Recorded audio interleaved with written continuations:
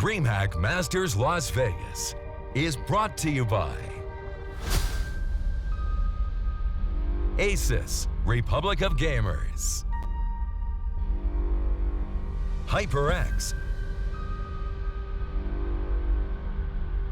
Monster Energy,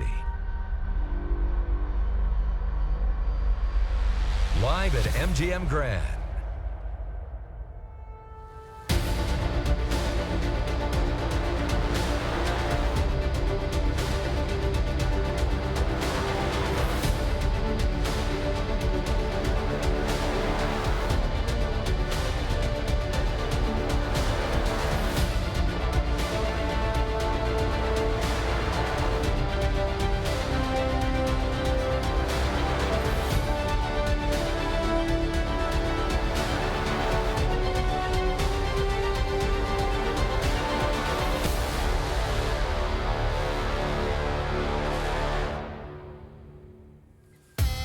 Never get tired of taking a look down the Vegas Strip. So much fun to be had here in Las Vegas, and a majority of it's going to be going down right here at the MGM Grand. DreamHack Masters Vegas continues, and we've got 2 more best of ones to treat you. We've got 2 more teams to go ahead and secure themselves a spot. Well, yeah, survive, actually, in this tournament. Do excuse me. I was checking myself before I wrecked myself, but yes, that is correct. It's Cloud9 versus SK up next. And I do keep talking about the MGM Grand. I keep saying we're here and we're saying how vast the venue is, but what better way to introduce the venue to you properly than heading over to Parla, who's going to take you on a tour of the illustrious hotel known as the MGM Grand.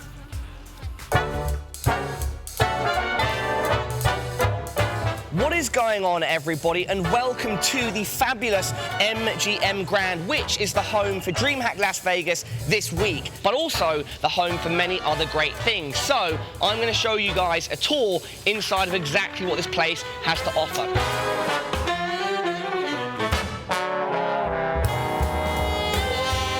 One of the great things about the MGM Grand is that the place is open 24/7, and not only that, it has everything you could ever need inside it, and so you can do whatever you want in here whenever you want. Touching sticks right now. The casino floor is huge, it's so big. We've got blackjack, roulette, craps, baccarat. Woo! Hitting them 3-pointers, baby. They call me Kobe, isn't that right? Yeah, no one calls me that. These guys, they're trapped in here, you know, in an infinite loop of football action, but it's for the better of humankind, so we'll let it slide. Nice to meet you, man. Enjoy your week and have a good time at the event. Las Vegas is actually known as one of the food capitals of the world, and there are so many good restaurants here. Have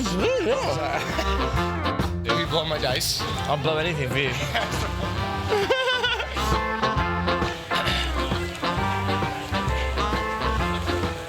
The group stage area of the competition. Now you can see it's set up on the casino floor, very exciting. We've got some lads here. What's going on, lads?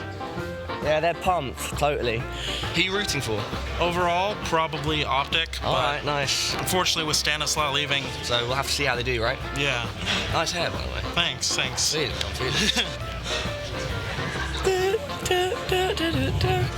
Oh, whoopsie. Okay, so this comes off. I didn't break the door.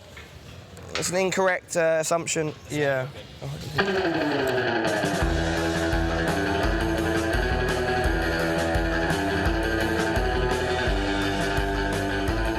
I think, everybody, that is a good, quick look at what the MGM Grand has to offer. I guess I'll see all of you at the event. Make sure you come down.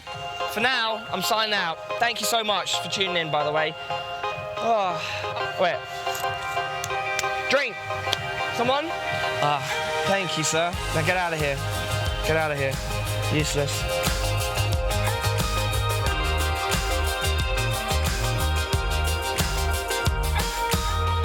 Oh, this is fantastic. This is the live. Thank you, DreamHack.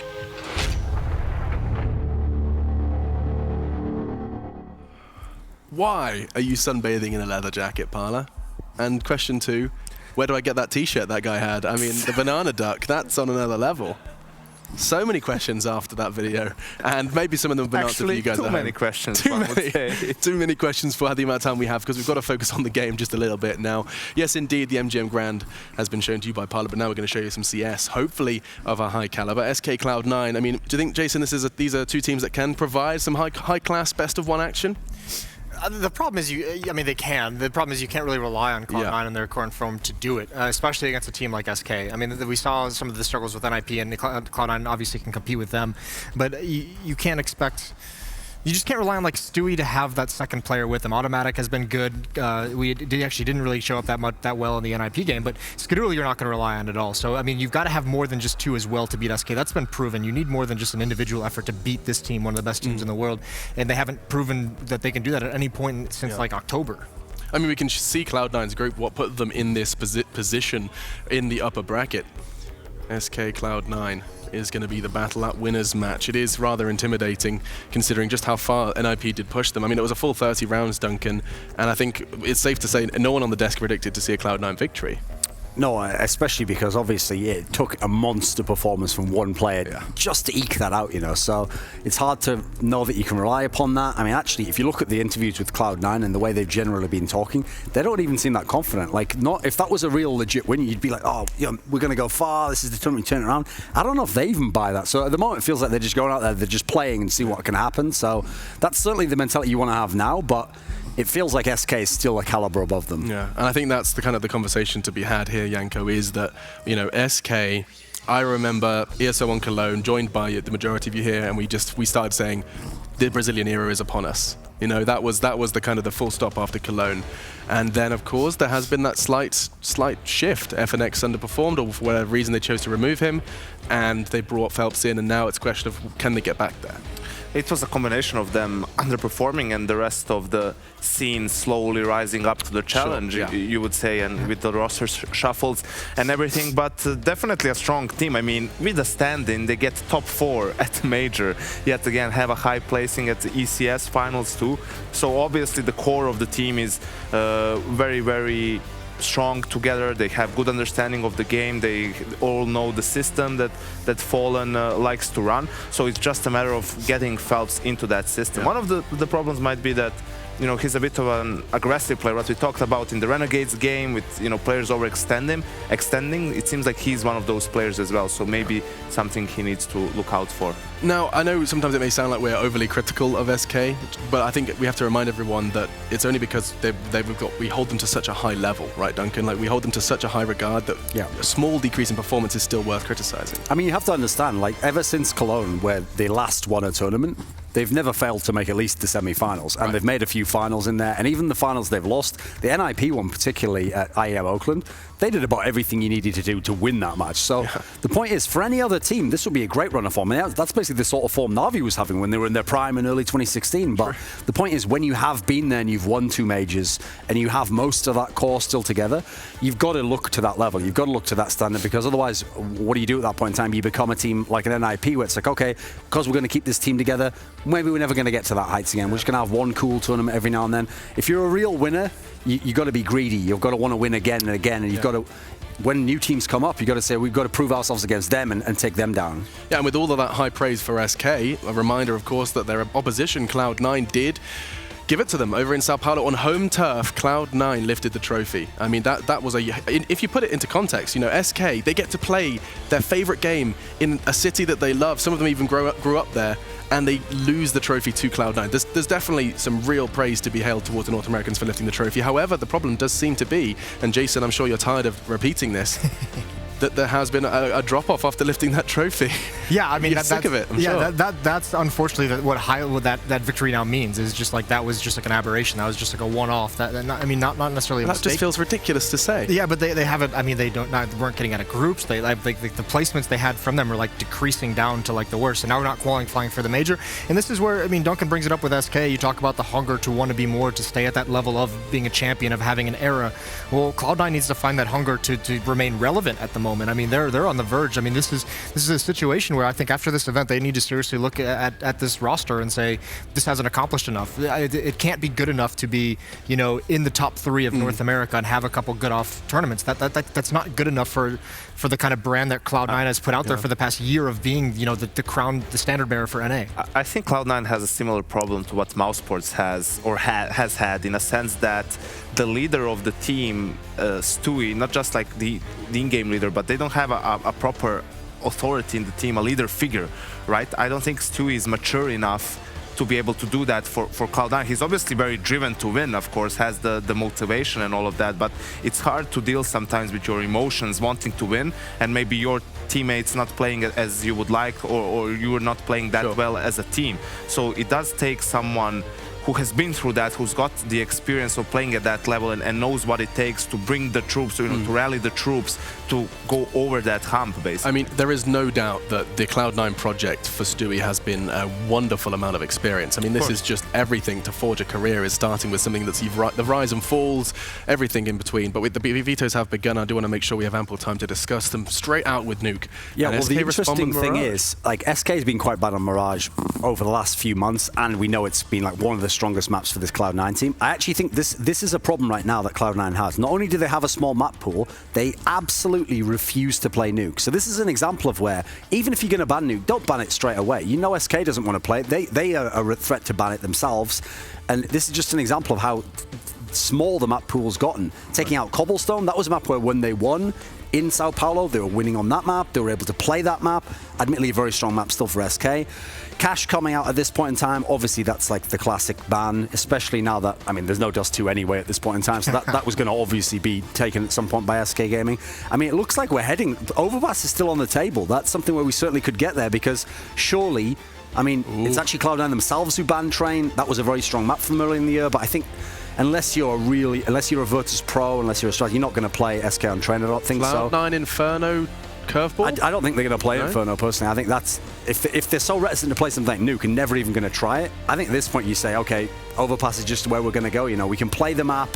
Let's just go for it. I mean, obviously, we saw what happened last time they played it. Although Cloud9 was notoriously bad on Inferno throughout the history of the team. But yeah, the SK goes for the safe play, they go for Overpass. And I mean, it's a map they've historically been very strong on. At one point in time, the best team in the world on the map. So they also got to see how Cloud9 plays it. But, you know, a lot of it revolves around Stewie. He doesn't need to get 30 kills to have a lot of impact for C9 on the map. You could see it a lot of the times trying to get control of the map by himself, control of toilets, and even going for a fake towards A, and if that fails early on in the round, then the jig is up. Then they lose map control, they lose all presence, and it's easy for SK to rotate to the correct part of the map. Interestingly enough, we're seeing another repeat from the previous map that the teams have played. We've seen Nuke played twice between the same teams, Cobble played twice between the same teams, and it's happened again with Overpass, of course, besting NIP. It is prediction time, though, and I'm wondering if the map has, by any way, swayed the picture we've already painted that SK are going to take this. No, I think SK will take that. I don't see Skadoodle Orping falling on this map. This is a specialty map for him, so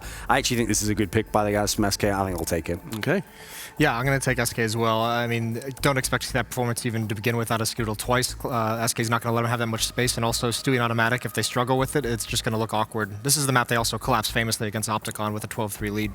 I'd keep an eye out on Fallen in this game, because he plays towards A with the AWP. That's where he's going to, you know, meet Stewie, so to speak. So that's going to have a lot of impact, and I'm going to go with SK here as well. Okay, fantastic. Well, hoping to see some good plays regardless. The team here at the desk do believe SK are going to have it in the bag, but we can check in with our casters to see if they have similar thoughts. It's Henry G and Sado.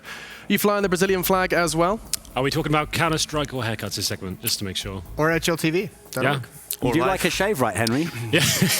Hey, I'm the Brazilian expert here. Are you? It's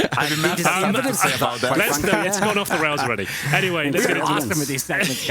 I was actually quietly impressed with Cloud9 yesterday. Obviously, a big win against NIP. Yeah. It seemed to return to form for Skadoodle. Like, probably the best I've seen him play in a long time. He's actually having conviction to his play. Actually been dynamic for once and actually finding aggressive plays.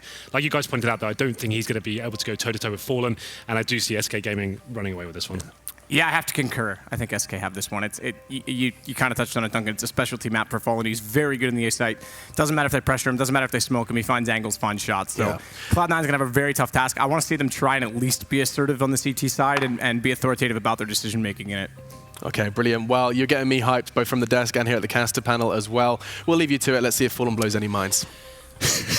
Nice. that one clip, he's just got a crowbar in everywhere. Please remember. Yeah, it's fun. It's good. You get a bit upset when that comes up. I was jealous. I wasn't casting, and he was. He had. Anyway, I missed my Henry.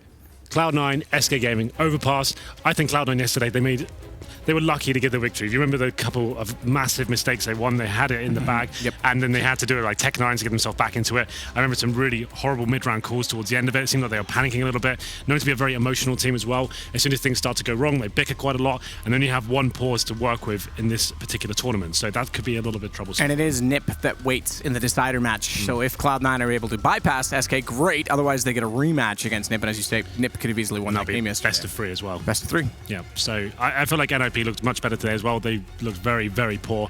The whole Pith Orb situation as well, that was the standout point for me, and the whole NIP set at that point. Yeah, I almost forgot about that. Yeah, it was... I'm going to say it. If they're putting Pith onto the op right now more frequently, maybe they are realizing they need a dedicated opper. Yeah. But if he doesn't start hitting shots... It's not worth it. Draken? Oh, right, you're just going straight in there. Draken? Replace him. I thought you just meant to get a rifle, but no. Draken? Just get rid of him. All right. I mean, NIP needs to start taking gambles on roster changes. They've been far too conservative in that regard. Well then, ladies and gentlemen, Cloud9 versus SK Gaming is about to begin. It is, of course, on Overpass, a good map for both sides, but SK Gaming, as Janka pointed out, at one point, the very best team in the world on this map. It's going to be 4 sets of armor for them on the T side. Fallen with a smoke, 2 flashbangs, a lot of teams favored towards the B side here. 1 smoke towards Heaven, flash over. And they might just be straight up rushing this. We'll see what they decide to do as we get into it. It's going to be Shroud waiting, gets flashbang. He's going to be taken down. Headshot actually manages to survive for now. Survive for now, but needs to get inside of the site quickly. Low HP for Shroud, trying to dance around. Remember, he is Canadian, and we know what I said about them. As he does manage to pick up at least a kill before going down. It's Taco that answers it. They want to go for a fast bomb plant, though, and it's nearly automatic to sweep in and deny that. However, they prevail. Taco, 3 overall in the round. All 3 of the kills for his team. Gives them the 1-man advantage, and they'll back off ever so slightly. Don't commit any further. That single smoke dissolved. They need to keep the bomb in their possession. It's Fallen that has it. And a pinch play. Cold Zero takes down Stewie. Skadoodle on the rotation. He's not terrible with a USB. Something we don't talk about because we often talk about his AWP, but he does seem to surprise in pistol rounds. Picks up the first shot on Cold, but Fallen's there. Well, there it is. Taco picking up 3 kills there. Nice, fast approach in towards the B site. Shroud does find 1 kill after getting headshot there. I thought he was done for, but did a decent job to hold them off and delay. The rotations come in, but unfortunately, Taco runs away with the round. It comes down to it's 3 versus 1 for Skadoodle, as you pointed out. Hits a decent shot there, but can't really do too much there. And SK Gaming quite disciplined. Not just getting the bomb down. They're actually waiting and seeing whether they can get some information on him. Don't sacrifice a player by losing him for 4 seconds of that bomb. And here we go. This is what we're talking about all day, Matt. Cloud9 will not be forcing to the second round. You're the underdog. You don't want to be limiting yourself and feel like you lost the game due to an economic decision. So this is really good from Cloud9, I think. Shroud backs away after spotting and trying to do some damage. And this is you enjoying the thought process to go into the next round. It just makes sense, right? The gun round. You are the underdogs. You don't want to feel like that's the way you lost the best of 1. If it's the best of 3, you can afford to take a few more risks and like see if it works out for you. I feel in this particular matchup, they've already lost a pistol here. Let's make sure we actually get a first full gun round and not throw anything away. It's true. It is compounded pressure, and the fact that your decision-making has to be accurate over 1 map at a best of 1. Good boost up from Cold. They are going to try and get damage where they can on these pistols and get guns down. Force reinvestment. But they committed to having that be the scenario pretty early on by stacking up over toward A. Shroud's got people below him. I'm not sure he's aware of it. He's making a lot of noise. Now he is. How does Fur... Okay, I'll take that back. It is Fur. We know hearing sometimes does elude him, but he does very well to get Phelps damage, and therefore the bomb takes him down after the round as well. So 2 people killed out by Shroud at the end. Does force somewhat of a reinvestment. Indeed. Well, there it is. There won't be much purchased from Cloud9 going into this round. They're like very light, so they could get more P250s. A Deagle for Shroud, it seems, and they have a 1 flashbang as well. So a lot of teams like to stack towards B. You saw SK Gaming quite fast towards that bomb site. That could be an option for them, but it looks like more of a traditional setup here. 2 players towards bathroom and 3 towards that B site. Molotov from Taco to slow down any pushes, and Shroud going in for the 1 digs. And not meant to be, though. Fur takes down the Mac 10 at range with no armor. That weapon does rip through the flash of the CTs. Skadoodle with a quick check to spot out inside of water with Stewie 2K. Nothing backs off toward A site. And Tim, Automatic. Oh, yeah. For those of you who aren't familiar with his real name, is going to be playing inside of the A site, so let's see who that is. I'm sure you could have figured that out. Well, it's Automatic, isn't it? That's how he does it. It is Automatic. Yeah. It's trivia for you, though. You're so swift. Not as much as Taylor, but you're kind of swift. He's also better looking. Phelps takes down nothing with the UMP. Tim plays in behind the truck, does pick up one in a second. Good headshot on it. Phelps stays alive long enough to spot where Fur's playing from, but can't land the shot. It brings it to just Skadoodle remaining. Yeah, not really much you could do here. They found a couple of frags, but it wasn't like a full investment for SK Gaming. They had a couple of SMGs there. And Automatic does change his name on your screen, as you can see. So there it is. Yes, thank you, Automatic. Makes sense. I tried to tell him in warm-up, but he didn't listen to me. For the sake of consistency. Well, the good news is, though, going into this round, all the players have $6,000. Normally, after you force by that second, you've got like 4,000 to 4,500, and it's always a limited buy. The AWP sometimes goes a little bit more conservative, but they have got everything they need. They've got the defuse kits, the AWP for Skadoodle. That would have been a real disappointing way to kick things off if he doesn't go to this first round with the AWP, considering the performance he put in yesterday. One of the best we've seen in quite a while for him, probably since Pro League. And he was looking great, so we'll see whether we can continue that form here today. Problem is, Fallen waiting on the other side, arguably one of the best AWPers in the world right now. It's the highest rated opera last year. It's number 2 in the world overall skill. Now, whether that's directly correlated to his op skills or the fact that he also in-game leads, you can take your pick on that. Guardian was way down 18th. I think Kenny S was 11th or 12th? Yeah. Somewhere in that realm. Stroud on fire, blinded, taken down. Fur walks in, finds him with a Mac 10. Good entrance for an SMG. There's 2 of them in play. Skadoodle with the AWP, limited tremendously. Fallen finds the shot on Automatic as he tries to get above the smoke and spot them. Look at the nade come through. Didn't even spot it until it was on his face. Fallen finds another on Stewie trying to push around on the ramp. Good hold from him out toward Monster, knows the angles perfectly, and Taco goes hunting. If I'm not mistaken, though, nothing. Oh, no way! Is he gonna get clever? It's not what his intended plan was. He wasn't trigger disciplined to line them up. He was actually hoping they would run away and he could slip in behind. Nearly worked out because they almost line it up for him, and Skadoodle's trying to save the op. It's a desperate ploy at this point in time because watch behind. Phelps is sneaking down from long. Taco's from CD Spawn as well, and he's going to find him. So that's a big, big round for SK Gaming. That's what we call a bonus round. You've won the pistol, you get the 3-0. Some call it others. Yes, some people have other names for it. And you save SMGs. They had a Mac 10, I believe, and a UMP. They just go for a very fast B execution. If you win that round, your economic situation is going to be fantastic.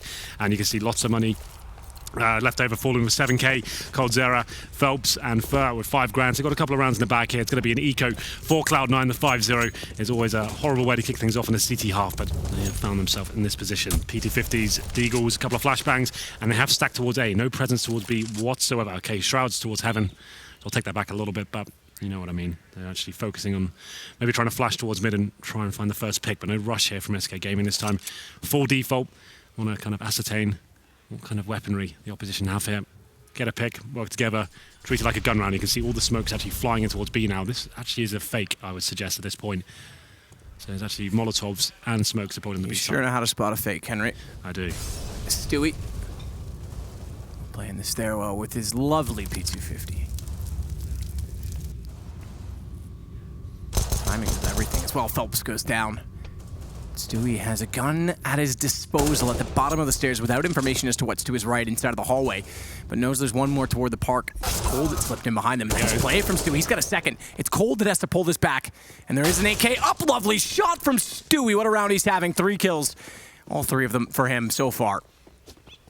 And this will force them back into the site. It buys a little bit of time. Taco's gone on to B, but Bomb is way back toward the park, so Fallen has to go get it. 35 seconds remaining as well. This is a bit of a problem. The B site is open. That's where Taco will be waiting for Fallen, but and Fallen has to go slow because Fallen has a suspicion that they've spotted the bomb, so he has to clear the angles just to get to it. That buys an additional 3 to 4 seconds, which is a lot at this point in time. So he will have time to plant the bomb here, but 4 on 2, and Stewie hitting those kind of shots, and 2 AKs picked up at Cloud9 still heavily favors them.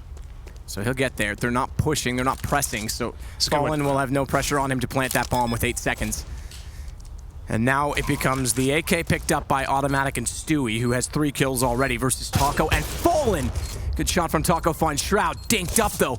as he's on 12 HP, tries to peek out, misses the opportunity as they get closer, a lot closer in fact, and it's nothing that's going to take down Fallen. Taco versus 3, gets the first, spots the second to the left, tries to transfer it to the third, but can't do it. Stewie, he'll win around for Cloud9, stealing it away at 4 kills for him in total. That's the correct way to play it though. Cloud9, obviously, it's easy to point out and say, oh, they've got 4 players towards A, the B site's open, but if they play 2 on either side, they're still going to be overwhelmed still with the lack of weaponry there. Only had 2 AKs, so stick together as a tight unit, then you can retake the site, use power in numbers, it just about works out. Great round from Stewie, 4 kills in total for him, very good display, and that's actually an eco victory for Cloud9, so good way to post your first round to the board. Let's see if they can continue it. Skadoodle, of course, back on the AWP. He was very aggressive yesterday, and he has got that up going towards bathrooms. Let's see if he wants to challenge Fallen, who will actually be heading towards middle as well.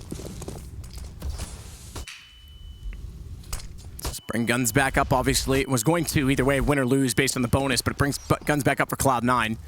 Still, though, there's money on the SK side due to the efficiency that started this game, and Fallen on the AWP is still going to be menacing. He sits back and lets his rifles go to work ahead of him toward the bathrooms. He's still holding bomb as well, but cold tagged Phelps as well. It's early damage done for Cloud9, and they continue to press with Skadoodle and Stewie. They're going to boost behind the smoke. Stewie wants to spot through it. Good read on the positioning and understanding of how the smokes work to find this gap. Well, they've done considerable damage towards Coldzera and Phelps, so they have the advantage for now. Not going to be super aggressive at this point. Falling back, Skadoodle is watching the bathroom position with the AWP, backed up by Stewie as well. In terms of the grenades remaining for SK, in terms of execution potential, they have 2 smokes, 2 Molotovs, a few flashbangs to work with as well, and it looks like they'll be making their way towards the B site, when presumably they will end up as well. Taco falling cold. Phelps now joining in, all rotating over toward B Monster. Taco's been holding for a while. It's Shroud and Nothing that have been patient on the other side of it. An Automatic plays the swing position at jungle. He can rotate if he needs. He's actually gone down into the pit, so they're getting more of a hunch this will be onto the B site.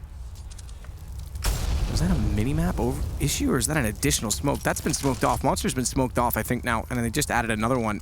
It just dissolved. That's been smoked off for almost 30 straight seconds.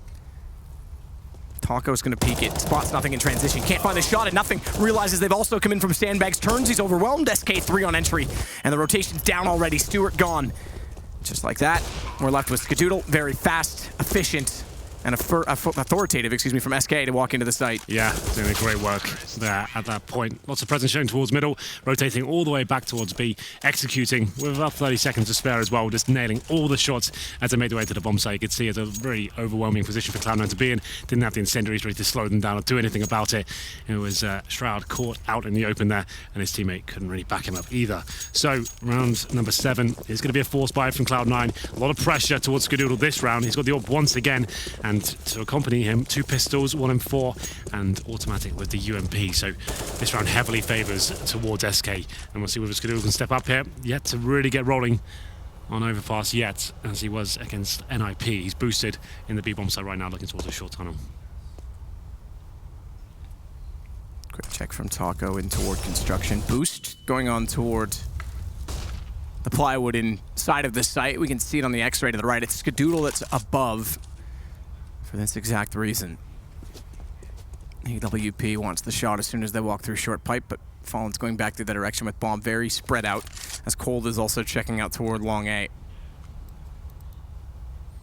Stewie does have a rifle. He's playing on the A site alone at this point in time.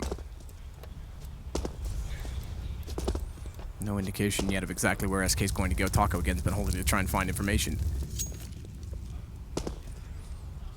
And he's set now for a smoke that's going to go over toward jungle position. So this will pull him deeper inside of the site. I take it back. He actually threw that one. I didn't get there in time. I thought it was actually to the left. He goes on top of the site itself. But tagged on to 3 HP early. This will funnel him back over to Stewie. He's got one already on Cold. And he's going to try and fight forward, take the position at long. Grabs an additional smoke as well from the body he placed on the ground. And he's going to smoke himself into this position. This is confidence from Stewie to think that he's completely alone at long, but Phelps spots him through the smoke, takes him down. That opens up the site. Flash off. Watch the bank stairs. Automatic. He's made his way in.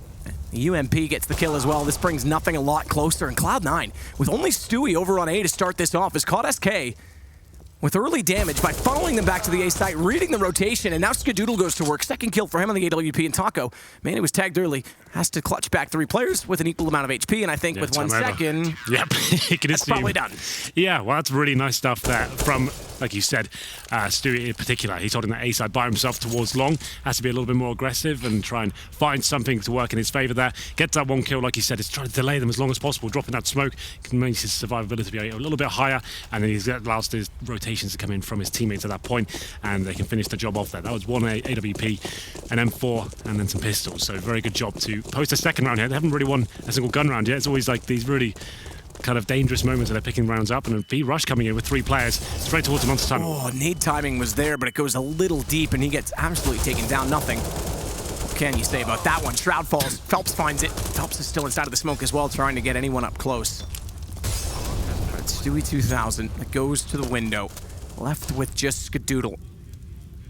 And this passive hold inside of the tunnels, if someone gifts them a kill as Taco thinks about doing, they may go. Otherwise, this is going to be another save from Cloud9 and a clever play from Phelps. They're going to try and boost him up to catch them off.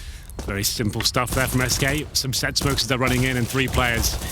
This doing absolute work there. The B side seems to be the weakness here for Cloud9 at the moment. They don't seem to be able to handle the rushes or the execution towards that side of the map. Maybe this is where the Orb needs to go to that point and actually slow them down, go for that first pick or something like that. But another force buy, of course. Cloud9 just don't really have the economy to work with here. Every round they pick up is getting reset in the subsequent round. So they go into round number 9 here with UMPs, Deagles, and P250s. Here's the POV from Taco and Phelps, just finishing things off. Rough round for Cloud9. Let's see what they can do here. Stewie gets over top of the park. Ooh, I think his gun's gonna be showing that flash. I didn't see Fur's perspective. I think it caught both because Fur would have spotted him in the wall. Couldn't get on top of it to try and get the kill. So as that Stewie fades away and stays alive. Important for Cloud9 to keep him alive as well, as he's one of the 2 UMPs. Desperation calls for desperate measures.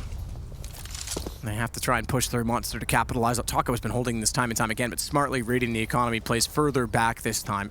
Yeah, well, they've got a bit of map control here, the CDs, but the terrorists are aware. Taco will be patrolling towards T-spawn and stopping anyone flanking, and you can see SK very disciplined at this point, sticking together as a unit towards Connector, and will be slowly getting the map in their favor. Not really nothing can do here. They know he's there at that point, they just won't go towards B. Or maybe they'll wait to split him and try and pincer up from the Connector area as well. That's a strange move from Taco. He knows nothing's there and actually goes down by himself before his teammates can actually back him up. Phelps could have been there. And Phelps is going to push through. Flash in from nothing, that's his own. We see the trail. Second one as well. There's 2 there. Wrong play. The wrong time from nothing, leaving automatic to try and make up for it. He'll get 1, but there's 2 players still peeking this. He's got to go back inside of the site. They keep just running into these tight choke points one by one. They need to be very careful. 25 seconds remaining, and I'm looking solid in this round. Pick up a kill there, and you might call it a round that's winnable.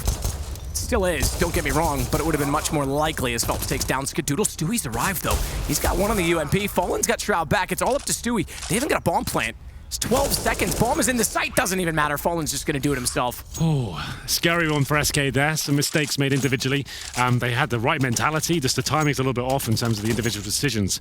Taco knows exactly where nothing is. They're setting up the pins to him and actually close him in, but he dies by himself. Cold Zero then runs through the short tunnel at that point, runs into CZ. They just need to stick together, and actually that's the idea when you're playing against these very weak buys. Using the buddy system, making sure you're refragging, going into those round the corners by yourself is going to be a tough time, but Fallen manages to win the 1v1. And that force buy does not work out for Cloud9. 7-2 down, and another P250 eco coming in. This is what I was talking about before. The 5-man stack towards B coming in this time. Bit of a gamble, but could pay off. Bomb still down at T-spawn, so I doubt there'll be any heavy commitment coming in from the terrorists just yet. Fallen slipping in through Monster with his teammate Taco having already peeked on sandbags. Stack inside of the site though. Taco's down. Fallen needs to be careful. Double peek out, spots the second player. And that's why he is considered one of the smartest players, because he knows calculated risk and he immediately falls back. They both go down and give up AKs. Winnable round for Cloud9. Yeah, indeed. Well, the bomb's still down in T-spawn, but they've got full control of the A-bomb side at this point. Nothing really Cloud9 can do about it. Skadoodle's picked up an AK-47. Might just consider saving that to the next round, but Cold Zero, he's continuing his rampage here with the Mac-10. Takes down automatic, and now the operation is just to try and save that picked up rifle. Dropped by Taco, but Fur is on the hunt. Shots in. Cold closes out. Low HP for Fur. Don't leave him hanging, Fur. SK firmly in control. Cloud9 just getting battered on the B site. Yeah. You mentioned it. The B site has been really poor for them so far. Like, it doesn't seem like they're actually even trading effectively. They're actually just falling every single time. And SK Gaming know that's a position they could be bullying. And Skadoodle, once again, with that back on the AWP, he goes towards middle. Oh, I beg your pardon. It's actually going to be Stewie on the AWP this time. So Spawn-based. yeah, so he's gone towards middle to try and pick up that first frag. As the Skadoodle plays down below with the rifle. Both of them retreating to bathrooms. You wonder if they're going to switch that back. Yep, Yeah. there it is. Makes sense. Phelps will rotate out from where Skadoodle was holding. It's interesting that they both elect to go so passive so quickly because Skadoodle's position was actually somewhat viable considering the positions that SK have elected to approach in this round. And with a boost for Taco, wants to try and spot out what's going on with Shroud at the barrels, but he's playing forward of them at the pillar, so he won't be spotted quite so easily. First starts it off. Good response from Skadoodle back on the op. Perhaps this is why. Smoke down for Phelps. And he might just push through that smoke with flashes going out. Right now, Hold shot comes in. Now's the chance to push it. Skadoodle can't reset in time. It's automatic. That does make up for it. And it is still a 3 versus 3, but a rotation back to B. And this is the fact that Taco, as always, has been anchoring over toward the B side. He's not only pushed in, he's pushed through. He's going to catch them off, but Automatic's ready for it. Good awareness. And now they've got a chance with the bomb just going down as Automatic picks up a second to catch coldzera in a 1 versus 3, the best player in the world in 2016. What? And he gets 2 immediately on the way through. Lines up, looks for the third, tags there. And Cold can't quite do it. Shroud just barely finds the kill. One more bullet from coldzera and he would have pulled it off as well. It looked like an impossible situation, but he makes it work. They line up for him, sprays him down as the retake comes in. And Shroud, another clutch situation that Cloud9 pick up. A 1v1 to finish it off, and coldzera unbelievably close to closing it out.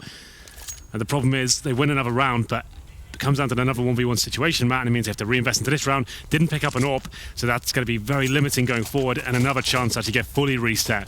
That's the big problem here. UMP for nothing. Shroud yet to see what he's dropped. I think he's dropped a Skadoodle UMP as well, so you can see how weak they're looking right now. Lose this one, only $1,400 into the next. Maybe a double eco going forward. It's just a nightmare at this point. Smoke down immediately. Cold's going to go aggressive.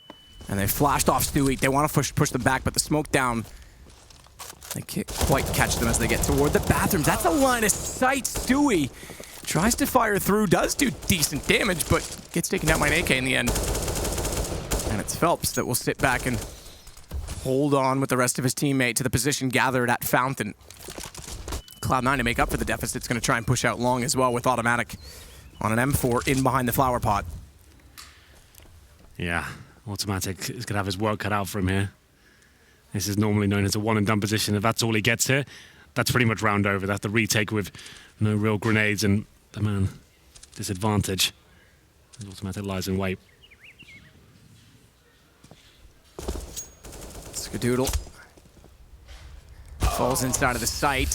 As he does that, Automatic gets caught by Fallen. So a passive A-hole with only one player there. It's Skadoodle without the AWP as well. Yeah, this is a really difficult round for them. Nothing just on that UMP. So they're going to opt towards B, it seems, as well. Shroud and Skadoodle going to be rotating in to help out. Nothing. Maybe just to call, okay, if they come here already, if they don't, we'll just save the weapons. And this is a reset. Yeah, it's massive reset. So they might as well save these weapons. That's what they're doing. As soon as this bomb goes down, they won't even attempt it. It's a call. It's aside from when you stack a site, perhaps, with an eco situation, it's pretty rare you see teams call for a save before the bomb's even planted. But that's playing the long game. That's what they're doing, right? So if it does somehow go and land on their lap, they've got 3 players there they can challenge it at that point, right? But this full reset, they have to save this AK. They have to save the M4.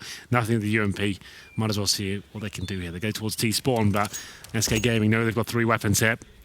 Go on the hunt. They've got plenty of cash available, I believe. So yeah, Phelps 6k for 5 grand as well. So going forward, they're fine for money, so they will go hunting here. Skadoodle might get taken down as Fallen comes in. They do. Shroud peeking at the right time. Sprays down 2 at least. Leaves Cold on the stairwell with nothing, refusing to oblige. What it does do is allow Phelps back in. Smoke down. They want to try and keep these guns at all costs. Skadoodle stays up for 1, gets both. So he and First survive the round, but more importantly, he keeps the M4. That's fine, though. So SK Gaming sacrificed quite a lot for that, but they're going to have to force into this Cloud9 once again. It's 9-3. It's a full reset. They've saved an M4. Let's see what we can do with the CZs and UMPs, and they've got that saved M4A4 as well. This is just falling out of control now. Round number 13, and there's been a lot of these rounds, and they've picked up a couple of them as well, to be fair. Let's see if they can do it this time. I would say Skadoodle with the M4 might want to chuck that over to one of the rifle styles, but he'll be on that weapon for now. Cold. Checking off aggressive corner. Sandbags has Shroud inside of the site. They're going to go together. This has to be a trade. Shroud tries to anticipate and attack first. Taco nails it.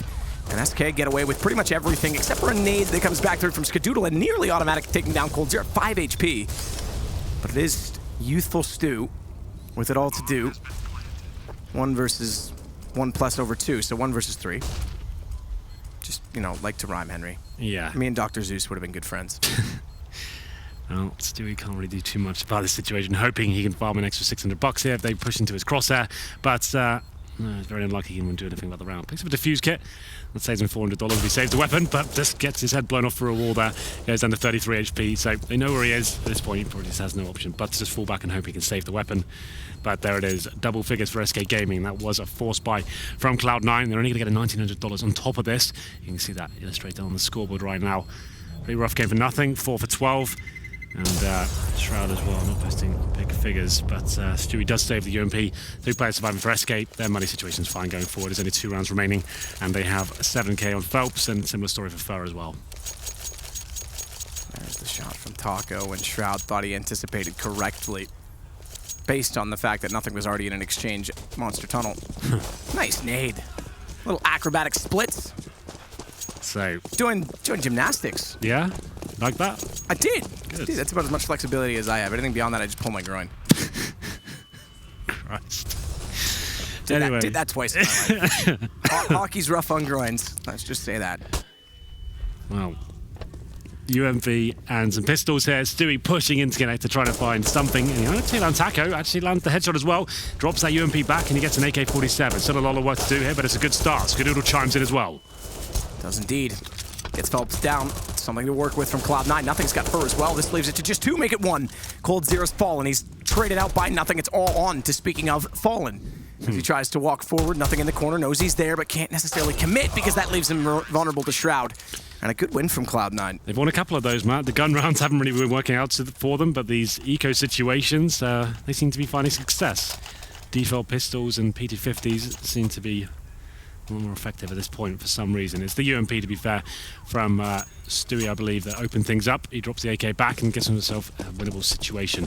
Round number 15, the last of the first half here. Like we said, SK with plenty of cash. They're going with 5 AK-47s. It's been quite a strange game. Haven't seen too much towards the A side at all. It's been heavily focused towards B, and it's going to be Stewie once again, aggressive towards middle with the AWP this time. Doesn't find anything for it though, so we saw him switch it back with Skadoodle before. Will he do the same this time? Maybe not. Skadoodle's all the way over in B. And that's been a problem that side of the map, so maybe that's why he's been rotated over there. Smoke down front of the bathrooms. Stewie backs away. Taco looking for information inside of the B site, as he always does, but this time Cloud9 have better positioning to respond, and as such take down Taco immediately. Phelps will go back up to the front of bathrooms. His teammates have already cleared out from long, so they have map control to execute. A man down on the execution, with Stewie again being the one on the AWP. Skadoodle's rotating over. Automatic's playing green bin. Skadoodle's in the window below. If he rotates now, I expect that he would go bank, so they have a crossfire set deep in the site. But Stewie's got to hit a shot here and be efficient in doing so as he backs away. Thankfully, that smoke is down because Phelps is getting closer to entering it long. He'll check the corner. There's a slight gap in the smoke. Allows him to do so much more easily. Arm shows as the smoke dissolves Stewie. A tag not enough. He needs to put him down. He still has to combat that angle, and as such, he gets pushed out from main. Back and toward the bank. Fallen will hold station for a moment longer, and Stewie wants to get aggressive with the op. He wants to catch them off as they expect again a lag shot into Phelps. Or rather, Fur. Phelps goes down finally, but Cold enters through, and automatic is found inside a default denial. It's going to be Stewart trying desperately to make that op work, and he can't do it. Still a 2 versus 2. Good play from Fallen. Turns around. Shroud trades it back. But the bomb was planted in all of the chaos. And it's Cold versus Shroud once again. And it's Shroud for the second time that wins it. Lots of clutches in this game. But there it is. Round number 5 picked up by Cloud9. Good work from Shroud in the one-on-one situation with Coldzera. Quite a scary prospect, and they managed to deliver. Stewie, a little bit unlucky there, hits 2 shots, both of them legs, and it is enough to win in the round, but if they had slipped away, he would have been a little bit gutted there. But still winnable at this point. It certainly is a CD-sided map, but Cloud9 at least not giving up, and a couple of eco wins there keep their heads above water for now. But SK Gaming looking pretty dominant there, especially towards that B site. It looked like Cloud9 couldn't really handle those executions or fast play. So Shroud sitting with 9 kills with 2 big clutches. Skadoodle that leads the way on 12. A little smirk from Shroud. He hasn't really been doing like crazy work with the AWP like he was against NIP, if you remember. Like he was going super aggressive to start the round, finding picks pretty much every single time, finding that man advantage for Cloud9. Didn't really see that today. He was actually going back to a rifle at some points and still top frags. And that's actually not very good news, you know. If he's not hitting shots with the AWP and he's top fragging for you, that's actually what are your rifles doing? Yeah, where's automatic? That's not a knock on Skadoodle, personally. Yeah. That's a knock on the rest of them, just to be clear. Yeah, no, I totally get what you're saying on that. So that's an interesting point. Well, then we go into the second half. Cloud9 switch over. I would say the way they're playing right now, this is a must-win pistol. They got a little bit lucky with those full eco victories. Obviously very good to pull that in, but on paper that shouldn't be working out. And a few mistakes made by SK in those scenarios. We'll get into the pistol here. 2 smokes and 4 flashbangs, and we'll see where that ends up towards B or an A execution. And that was a camera shot worth noting. Valens, who they brought in to be the coach, played with TSM for some time, if I'm not mistaken, and then a few other teams in North America, mostly last year while I was in Europe, but he's got some experience. So finally they have someone to try and bring in the reins. Exactly. Yeah. It's been one of their big issues. Good opening pick from Fur. We'll start SK off in the right direction on the second pistol. It's Stewart that goes down. Bomb dropped over to Skadoodle to buy space so that Automatic doesn't give it up too far down the lane because he wants to clear out the bathrooms, and Skadoodle will follow in behind. Try and get trades should it come to that situation, but Fur's fallen back inside of the site, and Fallen is there with him. 5 and 4. They still have a smoke remaining and flashbangs. We'll see whether this works out for them at all, but Fur's been baited in by Fallen. But it looks like they might be rotating back towards B. Still a minute to work with here.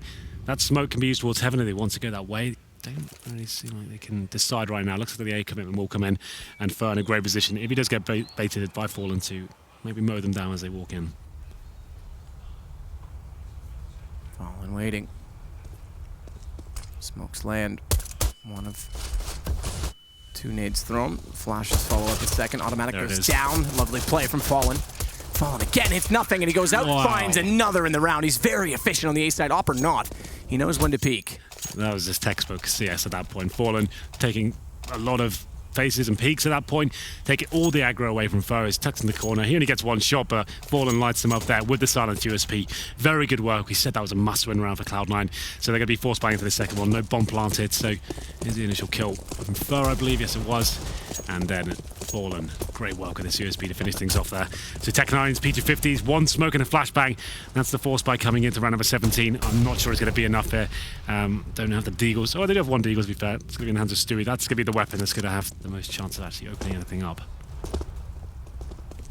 Stewie with the Deagle will slide forward in toward the bathrooms where Fur has made his way inside of the corner. Fallen's going to drop back. Careful not to get caught. Discipline taps from Automatic.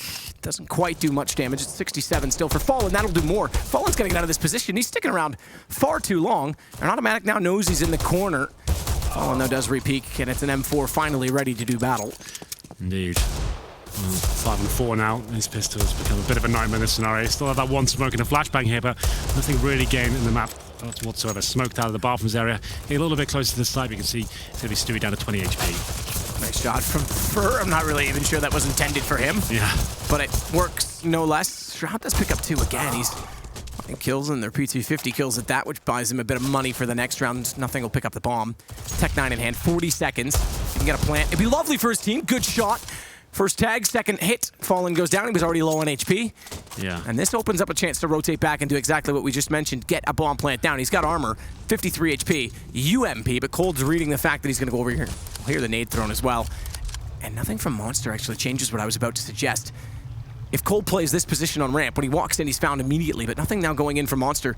Might be ready for the angle that Cold holds. Cold as well with timing knows that it's likely. He does go that direction. It's a matter of who holds the angle first and gets the gun in line. It's Cold that does so. Quite a clever idea there from Nothing. Tries to do what he can, and throws the smoke towards heaven, waits a long time before he actually comes in, maybe trying to sell some sort of fake, and actually suggests he's not coming in that position, walks in from Monster. Doesn't really work out. Here's the shot from was it Shroud at this point? Yeah, he gets a double kill with the P250. And Fallen actually makes that a situation a little bit more dangerous than it had to be. Facing in the 3v1, took it down to a situation where nothing could have actually picked it up, but now we go into round number 18. It's 12-5. After forcing that second round, they have to go for the Fleeco at this point. P250s and Glocks, one flashbang.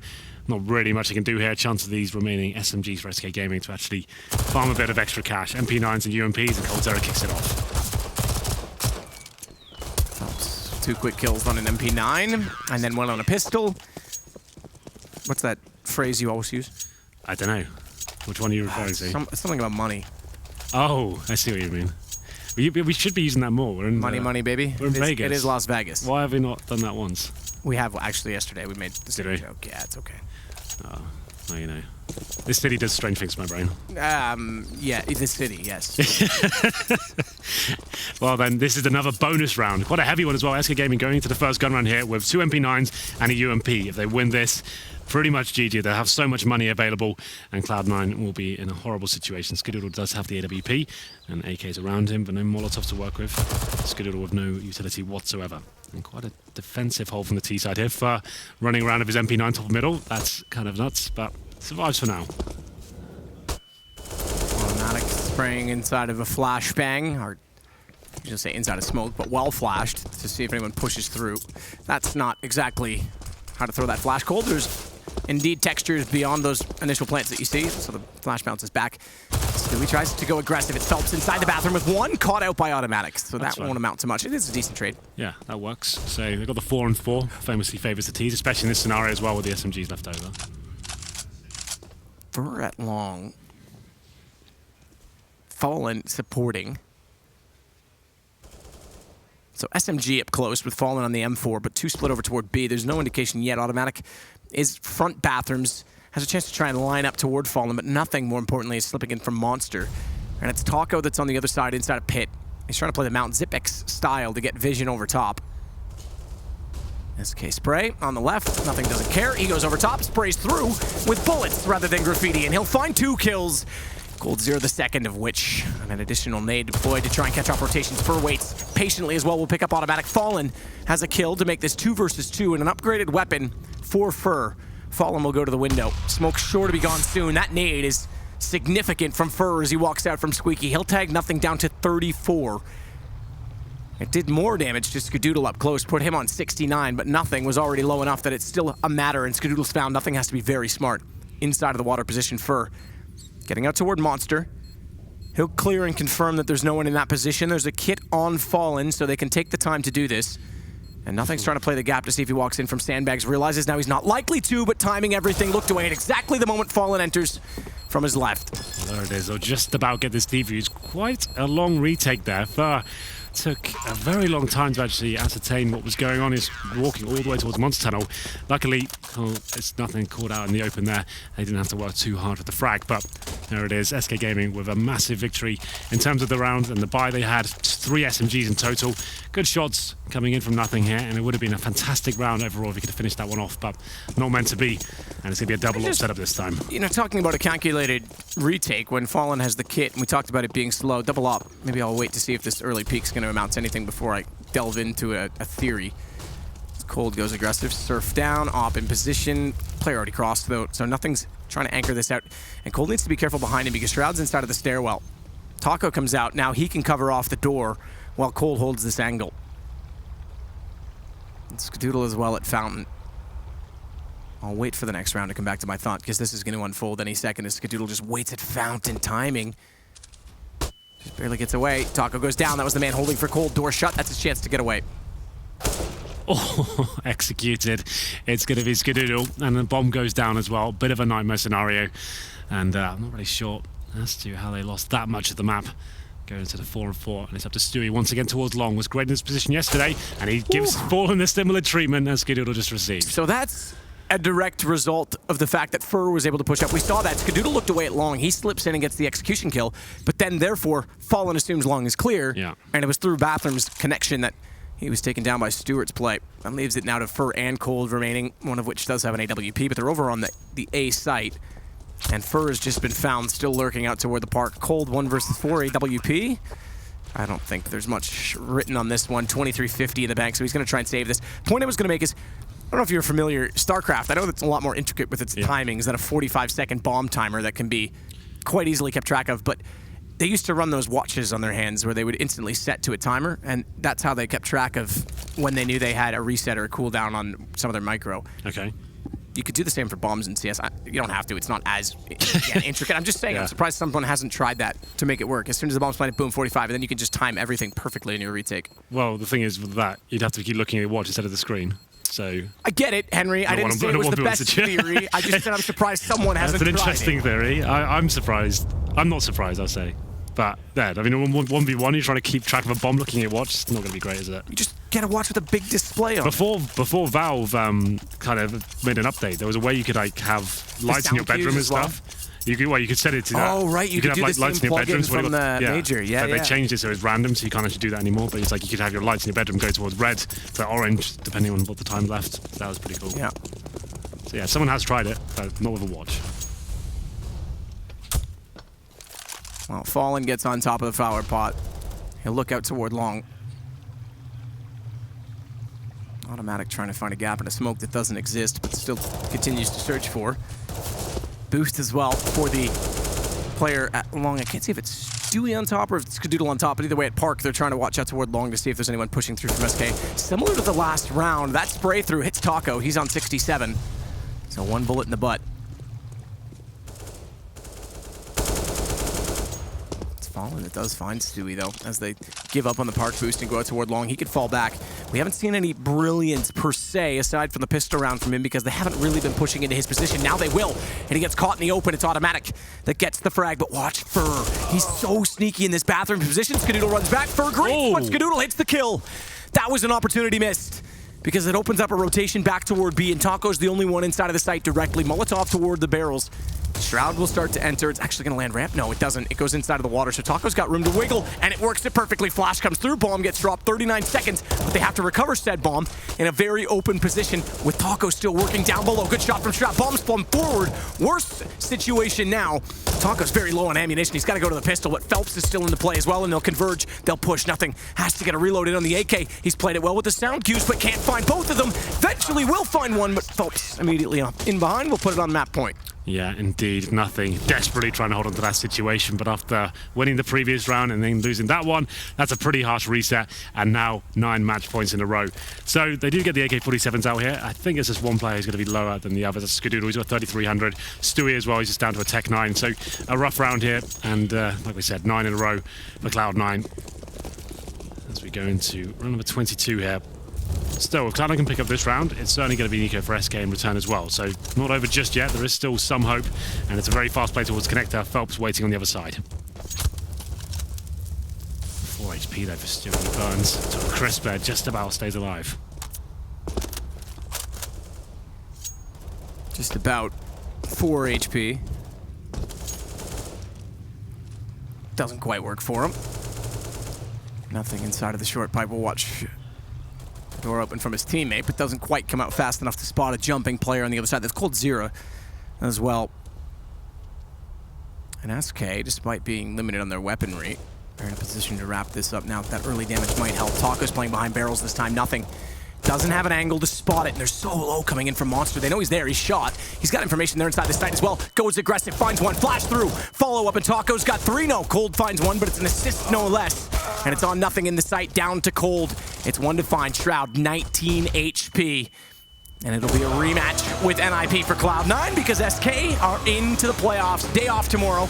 Enjoy Vegas while you can, and then MGM Arena for them. Yeah, a rough CT half for Cloud9. Pretty rough game overall. Couldn't really get going in the same sort of fashion they did against NIP. Skadoodle, like we said, wasn't really rolling with the AWP at all. He actually had the rifle, more kills with that, and he was top fragging with 12 at the end of the first half. So that was a little bit strange. You need those star players to arrive. You need the likes of Stewie, Automatic. They need to be top of the scoreboard here if you have the chance to take down giants like SK Gaming. They never really had to break a sweat there. There were a couple of interesting rounds, some full eco victories, but ultimately they only the real rounds they won. Didn't really get rolling at all. Every round they won was fully reset straight away. Absolutely, it was. And they've actually won a few rounds in that, 16-6, with ecos. Yeah. So it goes to show you how one-sided it really was. They were winning rounds they shouldn't have, and couldn't get anything rolling in the ones that they had the chance. Yeah, SK were a little bit sloppy in those anti-eco situations. They were going to kind of give too much away or overcommit in a solo situation instead of waiting for the pincers coming from teammates, which was getting set up. So still a very strong game from SK Gaming with a few mistakes. But yes, that's an interesting game going forward now. NIP versus Cloud9 in the best of 3 now. So obviously Cloud9 beat them yesterday. Put this into perspective as well. Cloud9 did beat them. Cloud9 should have beat them much easier than they did. It was very sloppy Counter-Strike between the 2 teams that didn't make the major, 2 teams that won big events last year and didn't qualify for the majors. So one of them is also not going to make it through to the playoffs in this event, and we know there's pressure on both those teams to perform. But NIP did look much better today against Tyloo. Yes. They actually seemed like the NIP was used to seeing. Yesterday, I really wasn't convinced by either team, to be fair, but NIP looked very bad. It's just that AWP situation with Pit, where we just discussed it in the pre-game. I think that has to be rectified before tomorrow. Yeah, absolutely. And we'll see if it will be. With that said, Smix is standing by. She's on the casino floor. Fallen, with this win, you are moving on to the playoffs, and I know it was still only 2 best-of-1s, but still, so far it looks like Phelps is fitting right in. Yeah, hello everyone. Feels good to win the group stage. Group stages are always dangerous. Being honest, there are not a lot of tournaments we have been out of the group stage, but we always take it very serious. And this time we want to prove that we're a very good team with Phelps, so there is a special thing about this tournament as well. So we try to do our best, and I'm glad that it worked out on both maps for us. Yesterday when I talked to Taco, he said that bringing in Phelps, there was a little bit of adjustment going on. You know, some players are playing different positions, but, you know, it's not just about you guys, it's also about Phelps adjusting to playing in your team. So in what ways do you feel like Phelps has been adjusting himself? Yeah, I think Phelps is trying to learn some stuff that he was not used to doing on Immortals and in previous team he has played on. And as well, we are trying to learn how to play with his skill set as well. I mean, he's a different player. He's a special player. He can do some stuff that other players in the world can't. So it's up to us to really use it. If we want to be the best team in the world, we need to use everyone's strengths in order to accomplish it. So right now it's kind of a mix of both things. Both player and team try to set up. And we want to discover if there is another different way to play that could be better than the way we've been playing. Maybe that's the secret to become the best in the world again. And I wanted to gauge your thoughts on the change in the map pool. Dust 2 was removed, and that was a map that originally your team did not like very much and you worked very hard on and got better at, but fortunately that's out now, and now Inferno is brought in. So what are your thoughts on Inferno? Yeah, it's going to be sad that Dust 2 is out. We had to put a lot of work on getting good on this map. But I mean, it's for the... I think it's for the grown-ups of the game. It's good that we have updates, it's good that we have different things to watch it. And I'm looking forward for Inferno. Inferno is a great map. We have been very good on it in the past as well. It's hard to say that we are very good in Inferno because back in the days we are not the same team as we are. Like when Inferno got out and Yuki came in, that's when we started really playing well and winning tournaments. So it's hard to judge right now. But I remember we had some good victories on Inferno in the past tournaments as we're just starting to get into the international scene. So I'm looking forward for Inferno. This time we could choose between Inferno and Overpass. But I mean, it's Overpass. It's Fallen Pass, as they say. Well, last but not least, obviously there's a lot of strong teams here, Astralis being one of them. When I talked to Dupree, he mentioned that when I asked which team stands out to him, he said SK, and he would, in his mind, he would love an Astralis SK finals. But in your mind, what team stands out to you? Yeah, I think the powerhouses are always the teams to be looking out. Astralis is looking very good. They're a very organized team. I think Glaive was just the right last piece they were missing. I think the addition of Glaive made Astralis so much better. Not because of Kerrigan's fault, it's just because of synergy. I think the way they play together is just better than they were doing in the past. And of course, you can never expect something different from the Wood Fnatic guys. I think they're playing on a loose style right now. That's how they play in the past, and they were super good on it. So I think it's up to them to find the right chemistry again if they want to play like this. So far, I don't think they're doing so very good, but it's best of ones. I mean, those guys have the experience to do a very different on best of threes and against good teams as well. So Virtus.pro is someone you never take out as well. The powerhouse are always the team to be looking for, and I think Gambit's always proving every tournament after tournament they're a good team as well. Well, congratulations again, Fallen, on advancing in first place. Yeah, sure, of course. Aí, galera, obrigado pela torcida. Essa foi pra vocês mais uma vez. Confia na SK, confia no verdadeiro, tamo junto, valeu. Definitely understood all of that. But congratulations again, SK moves on in first place, and with that, they are the 3rd team to make the quarterfinals. Quick translation for everyone there. My favorite color is blue, and I like long walks on the beach. That was Fallen there. Just giving us some extra insight for his Brazilian fans. And Sue, of course, actually getting some good information regarding the Inferno move, losing Dust 2, as well as everything else. She did some good digging, and we learned a little bit about Fallen Pass. Yes, good old Snoop making an appearance at the MGM Grand. Cloud9 falling in rather, I guess, arguably predictable fashion that we did outline here on the desk. Not the same Cloud9, the best at SK not too long ago in Sao Paulo. I mean, not too long ago. Time flies. How long was that? That was like October, I think, yeah. Yeah, okay. 4 or 5 months ago? End of October. Okay. A lifetime ago. In Counter-Strike, it actually probably is. Yeah. Used to work at VSL back then. What? Sorry? What? What did you say? I didn't pick up on that one. I lost it altogether. Just pretend it does. Keep going. Okay, getting late. Moving swiftly on. We do have another game to look forward to as well. But first of all, a 16-6 is a smashing, Yanko. It's a smashing. You weren't listening, you were giggling. Positively smashing. 16-6. Nigel Thornbury, it was smashing. Yeah, it was a smashing. It was a very bad smashing, though. It's like, this was a very, very weird game of Counter-Strike. How so? Because, like, Cloud9 couldn't win a gun round. A CT on Overpass, they couldn't defend the B-bomb site at all. Then they would start winning rounds with pistols. Stewie 2K had less kills than Skadoodle. Yeah, Stewie on not a win condition you need right there. I mean, they just got those executions that SK did coming up, you know, from sandbags through Monster. Those were just so deadly. It was crazy because they would like slowly progress map control in like the water, the short sewers area, and then they would just explode, and that caught Cloud9 completely off guard. They didn't have any time to use any kind of utility to counter it, to slow it down, to get in better position, to buy time for rotations.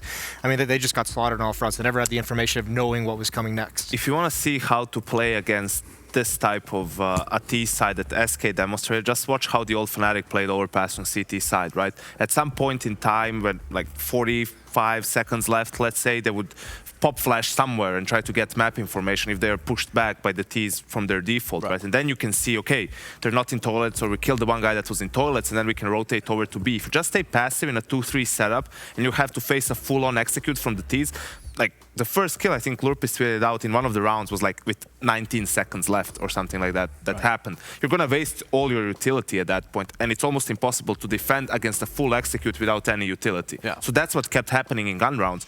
SK was running down the clock, Cloud9 couldn't find any openings early, and then late on in the round they didn't have the equipment to defend against an execute. Never cease to provide insightful analysis there, Yanko. I Some of feel it's like I've learned something. Cool, little bit of a combo. Deadly duo.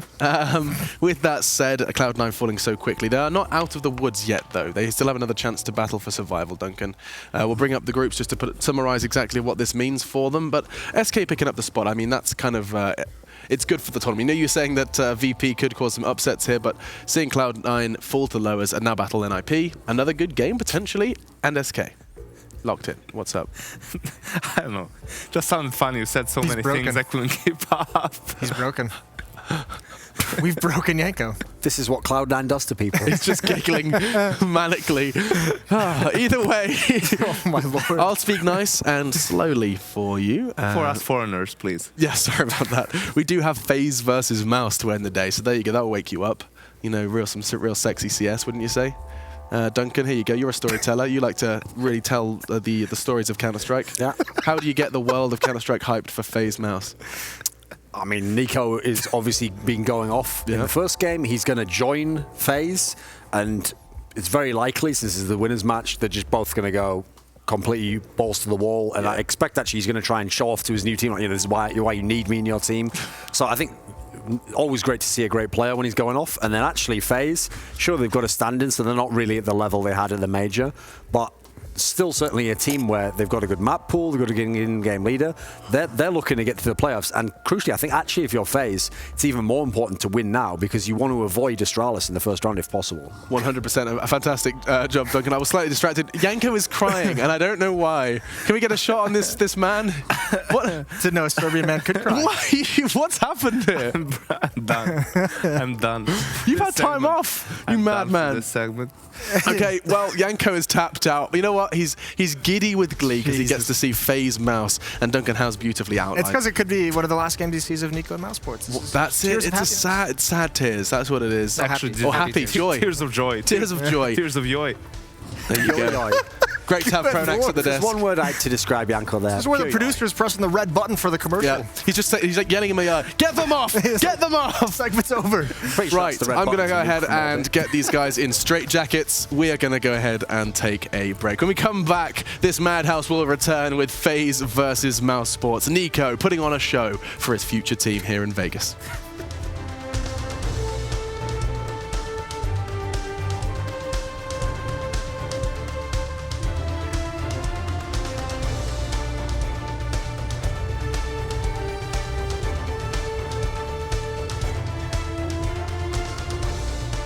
Coming up on DreamHack Masters, FaZe Clan versus Mouse eSports.